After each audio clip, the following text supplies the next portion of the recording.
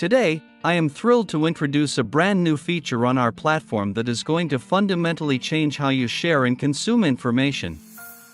We call it Slidecast. So, what exactly is a slidecast? Think of it as the evolution of the presentation. It's a feature that takes any document, report, training material, research paper, or dense PDFs and transforms them into AI-powered learning experience. Instead of just reading a flat document, your audience interacts with a dynamic presentation that feels alive. The benefits are massive. For creators, it means higher engagement rates and verifiable comprehension. For users, it means turning a passive reading chore into an engaging, conversational learning experience.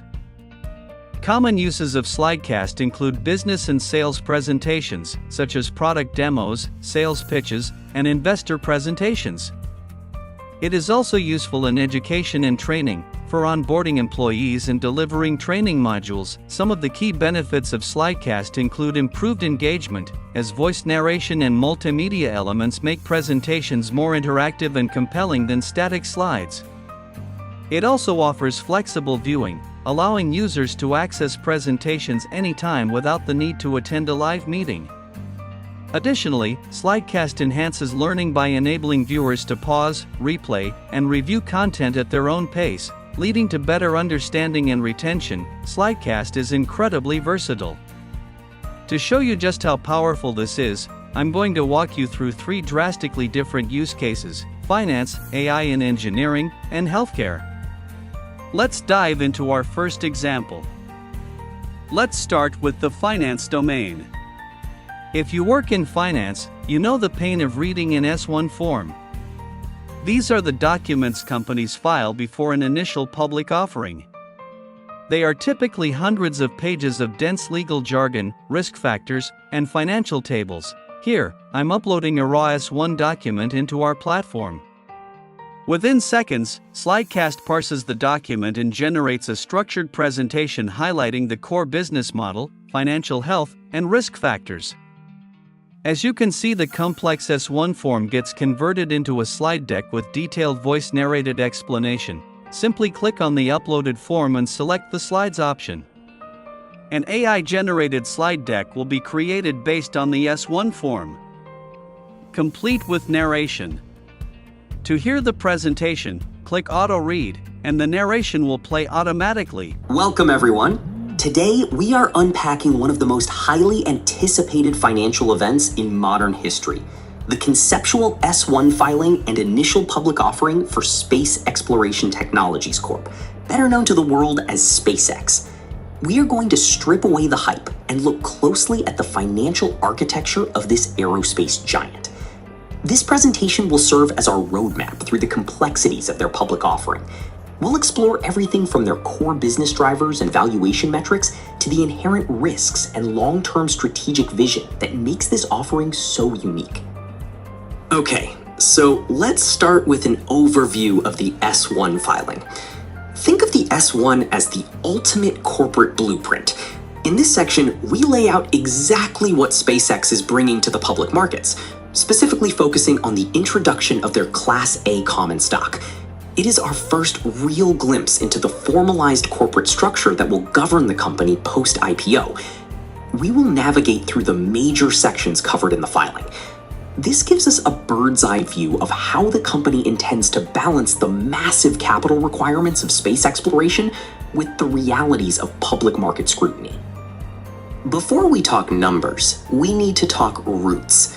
SpaceX isn't just an idea. It's a massive, tangible Texas corporation operating out of Starbase at One Rocket Road. This location is pivotal. It represents the epicenter of their manufacturing, testing, and launch capabilities. At the helm, of course, is Elon Musk, serving as both CEO and chairman of the board. The company's goal is to list on the NASDAQ under the proposed ticker symbol SPCX, signaling a new era of retail and institutional investment in off-planet infrastructure. All right, now let's dive into the actual framework of the IPO. We're looking at a staggering estimated pre-IPO valuation bridging the $250 billion to $300 billion mark.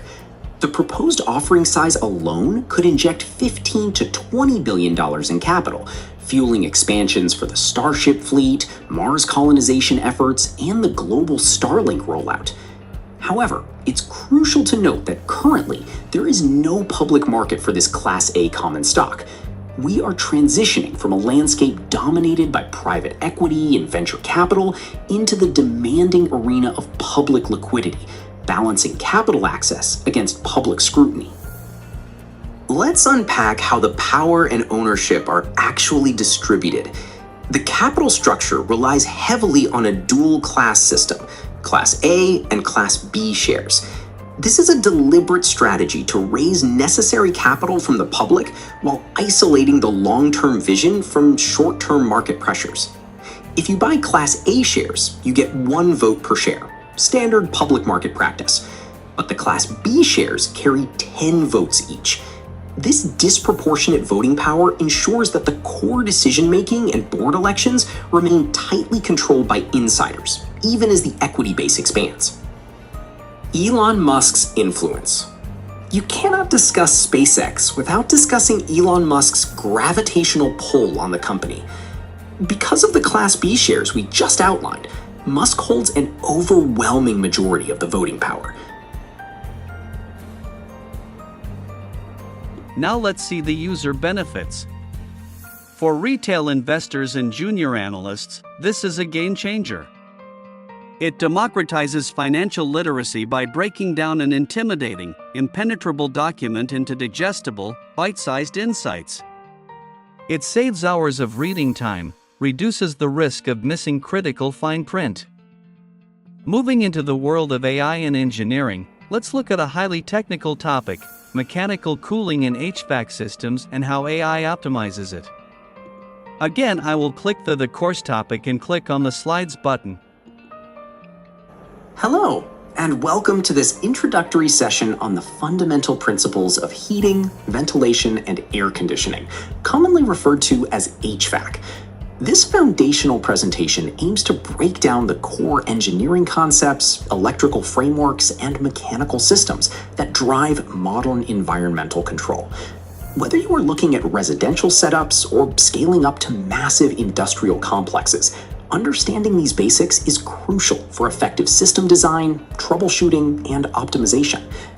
Throughout this discussion, we will explore how these distinct systems work in tandem to regulate temperature, humidity, and overall indoor air quality. We will move through essential electrical laws, look closely at heating and ventilation components, and ultimately dive deep into the thermodynamics of mechanical cooling systems.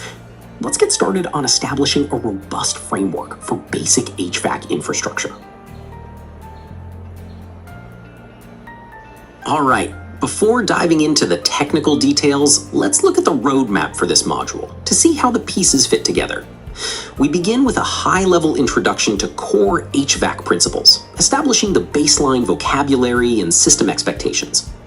From there, we transition into crucial electrical terms and definitions, such as power circuits, control circuits, and fundamental electrical laws, because you cannot truly master mechanical systems without first understanding the energy that powers them. Once the electrical foundation is set, we will explore specific system types sequentially. We will examine heating systems and their respective components, followed by an analysis of ventilation systems, airflow mechanics, and pressure variables.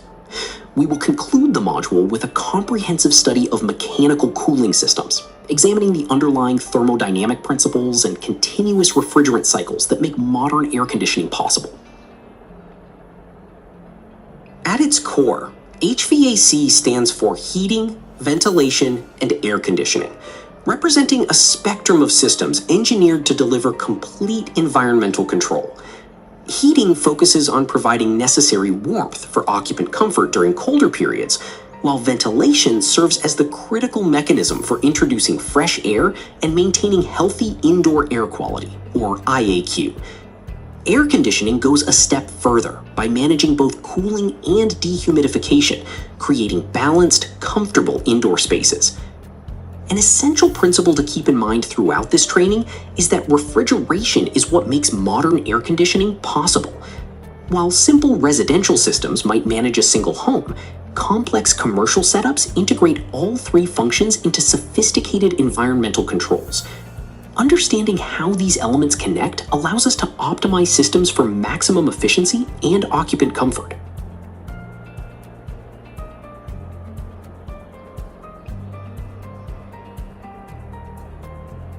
To understand how an HVAC system functions safely and predictably, we must separate its electrical layout into two distinct systems, the power circuit and the control circuit.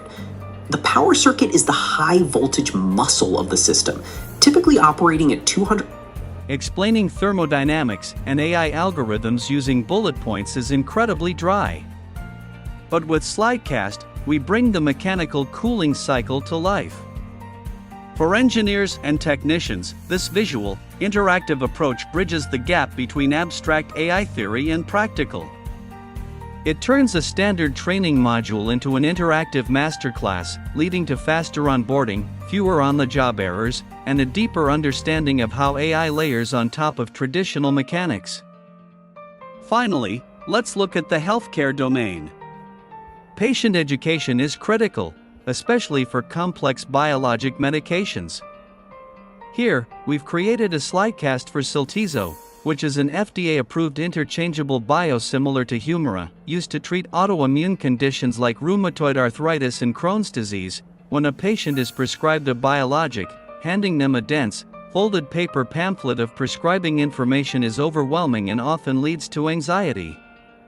Slidecast changes that. With Slidecast, the patient goes through a guided journey. Siltezo, adalimumab ADBM injection. This section introduces Siltezo, a biosimilar to Humira, or adalimumab, and provides an overview of its prescribing information.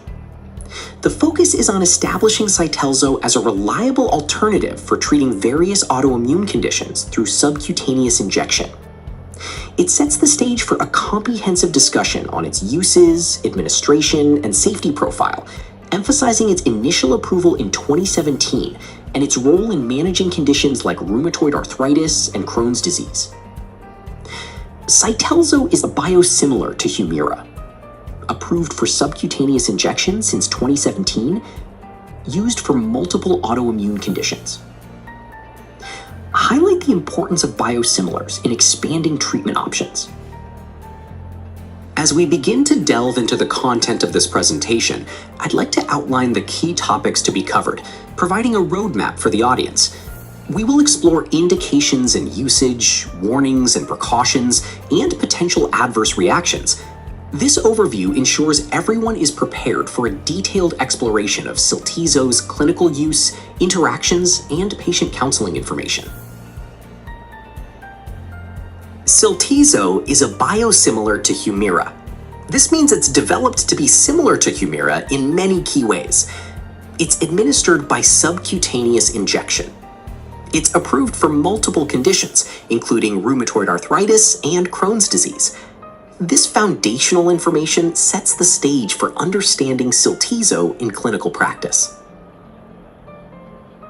This portion of the presentation covers the indications and usage of Siltezo, focusing on its role as a TNF blocker for treating several autoimmune conditions. It explains how Siltezo helps reduce symptoms and inhibit disease progression in conditions like rheumatoid arthritis and juvenile idiopathic arthritis. This portion also highlights its use in treating psoriatic arthritis and ankylosing spondylitis, emphasizing its versatility in managing autoimmune diseases. First up, Siltezo as a TNF blocker reduces symptoms in rheumatoid arthritis. It's also indicated for juvenile idiopathic arthritis, indicated for psoriatic arthritis and ankylosing spondylitis, emphasizing its versatility in managing autoimmune diseases. This section focuses on the use of Siltezo in treating Crohn's disease and ulcerative colitis. It highlights the drug's effectiveness in managing moderately to severely active Crohn's disease in adults and children aged 6 and older, as well as its use in ulcerative colitis for adult patients. It stresses the importance of regular monitoring during treatment, noting the limitations of its effectiveness in patients intolerant to TNF blockers. Patients benefits from this as they receive empowering, easy-to-understand education that reduces anxiety, improves medication adherence, and ensures they administer the drugs safely at home.